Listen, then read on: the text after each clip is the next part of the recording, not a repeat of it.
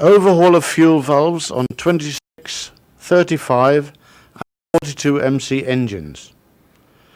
See Instruction Book Volume 2, Procedure number 909.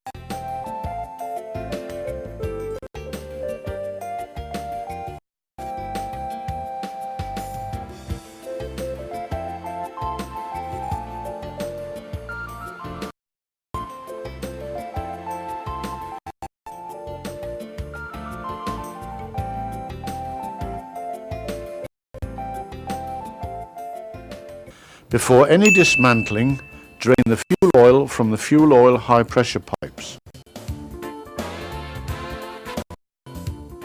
Using a spanner, loosen the coupling pieces fitted on each high pressure pipe.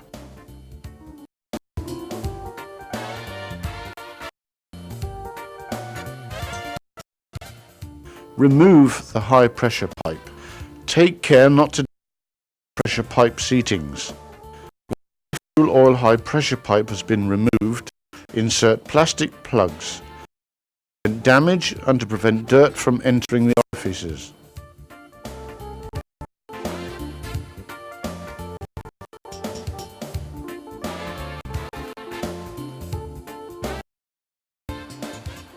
Unscrew the nuts and remove the spacers.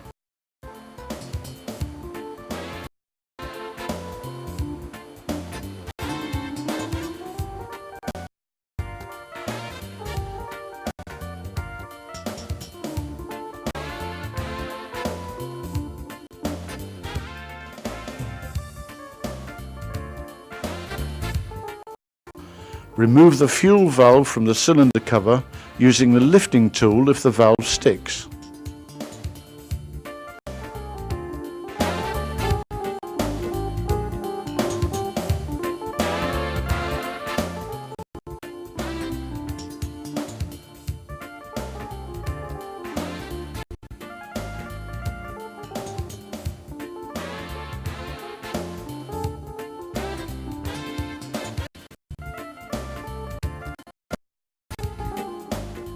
Thoroughly clean the fuel valve bore in the cylinder cover. Clean off any carbon deposits in the fuel valve with a carbon cutter.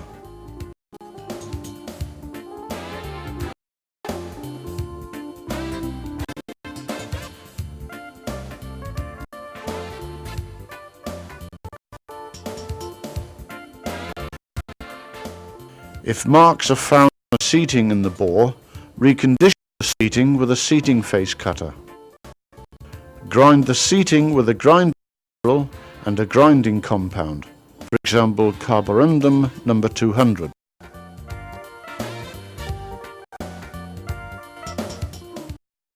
After milling and grinding, thoroughly clean the bore and seating, again that there are no signs of damage.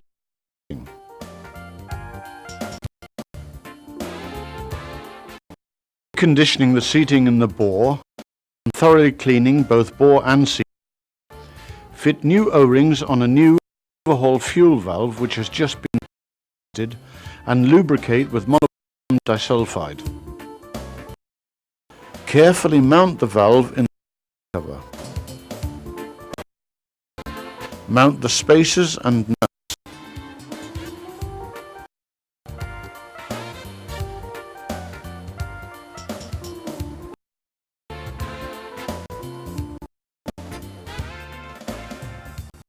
Adjust the torque spanner to the value indicated in procedure number 901.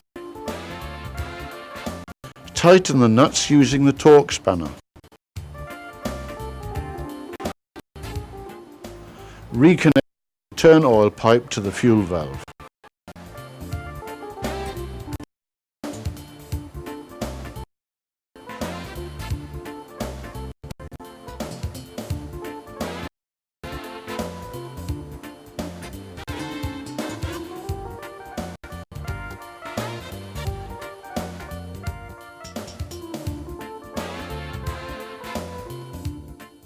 Check that there are no marks on the seating surfaces of the fuel oil high pressure pipe. If necessary, recondition the seatings as described in procedure number 909. For the fuel oil high pressure pipes, which are provided with a steel armoured protective hose, also check the adjustment of the thrust bushing. See procedure number 909. Replace the O-rings and coat with molybdenum disulfide. Mount the fuel oil high pressure pipe.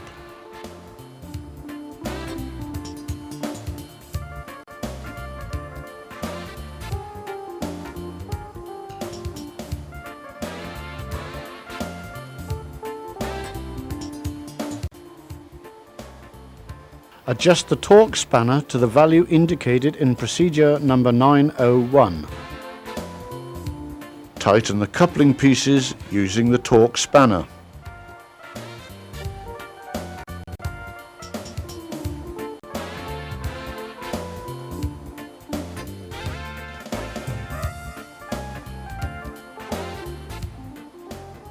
Turn on the fuel oil supply.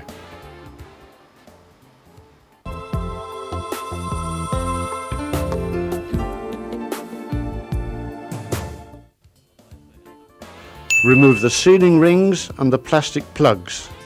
Set up the fuel valve in a bench vise provided with soft jaws. When overhauling fuel valves, handle all parts with the utmost care and keep them completely clean. Start disassembling the fuel valve by screwing off the two inside hexagon screws. Remove the valve head from the valve housing. Remove the non-return valve and spindle guide from the valve housing. Remove the sealing rings from the non-return valve and the valve head. Disassemble the non-return valve using the special tool.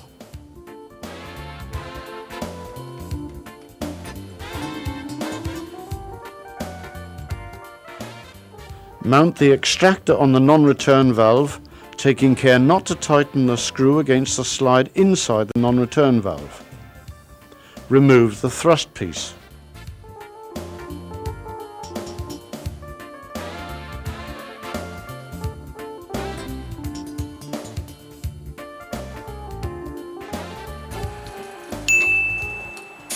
Clean all parts in gas oil and blow clean with compressed air.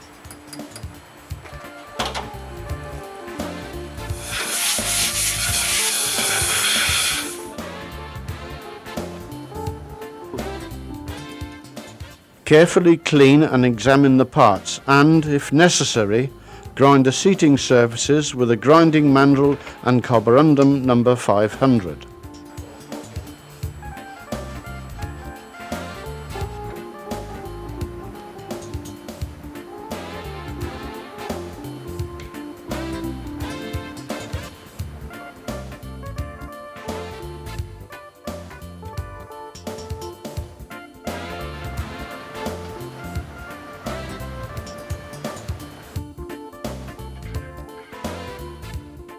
Use the milling tool if more serious damage has occurred on the seating surface for the high pressure pipe in the valve head.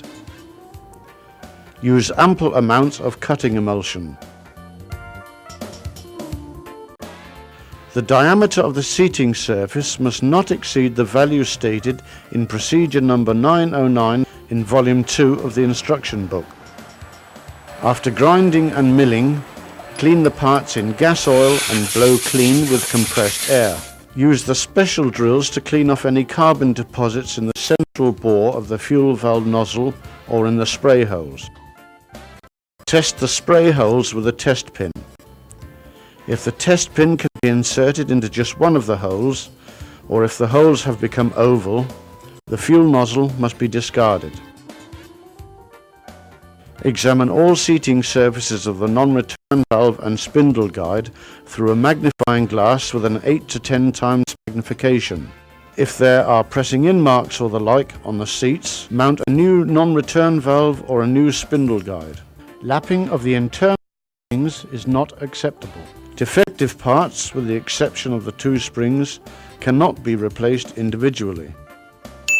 Remove any deposits on the sliding surfaces with a grade 360 emery cloth and oil.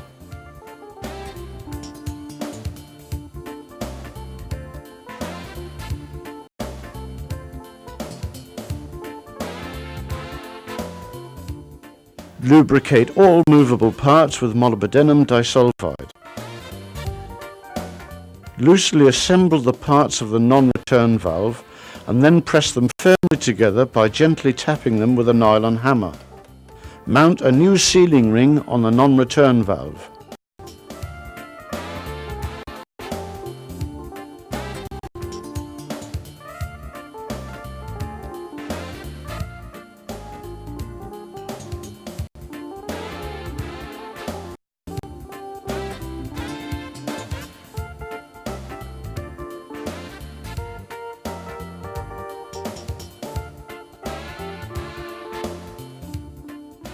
Mount the special tool and assemble the non-return valve and spindle guide. Mount the fuel nozzle in the valve housing, making sure that it engages correctly with the guide pin.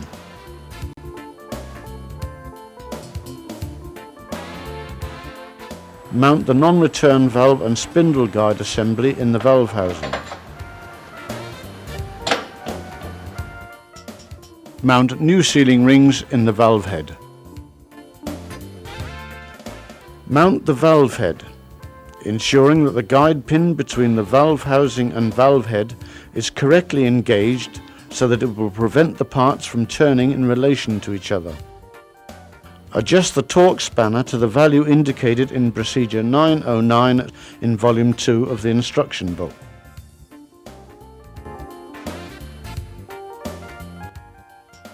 Tighten the screws using the torque spanner. Overhauled fuel valves or fuel valves taken from stock must be function tested before they are mounted in the cylinder cover.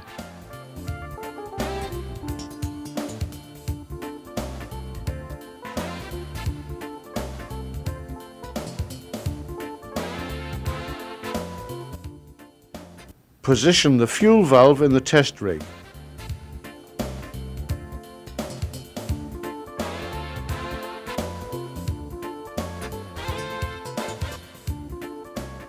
Adjust the torque spanner to the value indicated in procedure number 901. Tighten the nuts using the torque spanner. Mount the valve with actuator handle.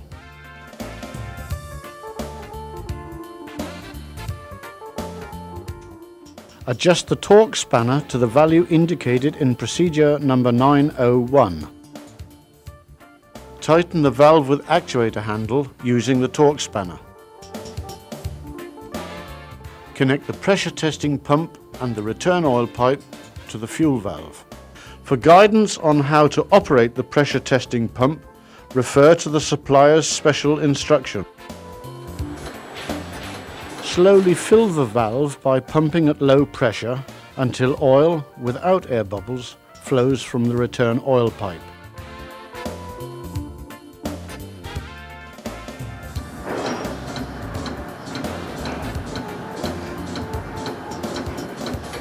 Raise the pressure until it is above the opening pressure.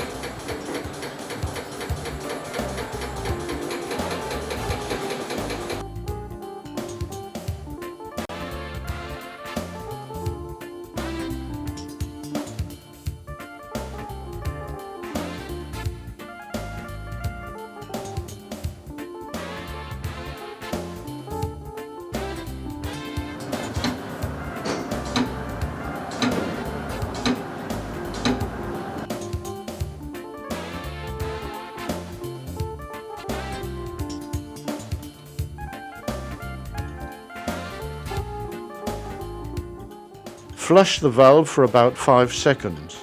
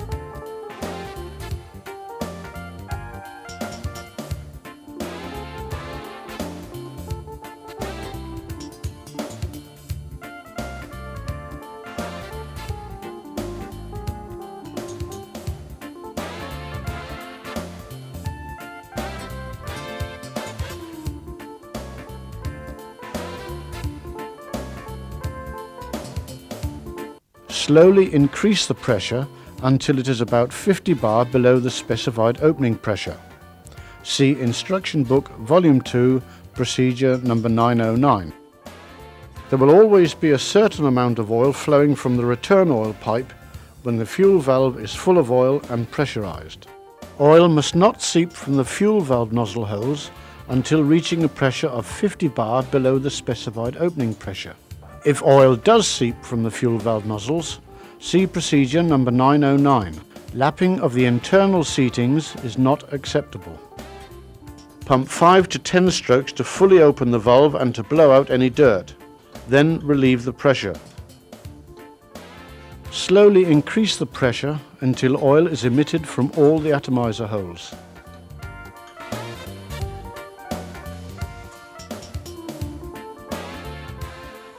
Read the actual opening pressure on the pressure gauge marked working pressure. If the actual opening pressure differs from the specified opening pressure, remove discs or insert additional discs under any existing discs, or replace the spring. The sum of the pressure markings on the extra discs must not exceed 150 bar. The fuel valve must be retested after any adjustment.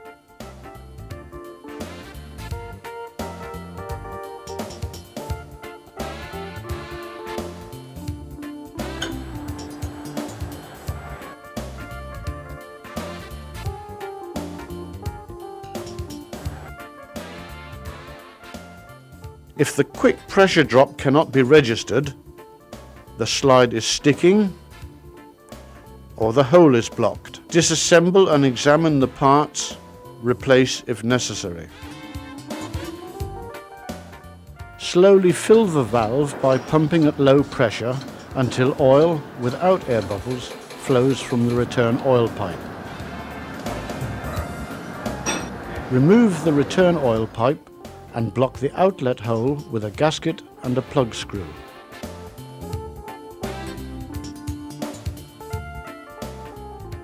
Increase the pressure to about 100 bar and stop the pump. The pressure should now remain at 100 bar. If oil leaks between the valve head and the valve housing, the O-ring seal on the valve head is defective and must be replaced. If oil leaks from around the fuel valve nozzle or nozzle guide pin, the O-ring seal on the non-return valve is defective and must be replaced. After the fuel valve has passed all the tests, it can be mounted in the cylinder cover.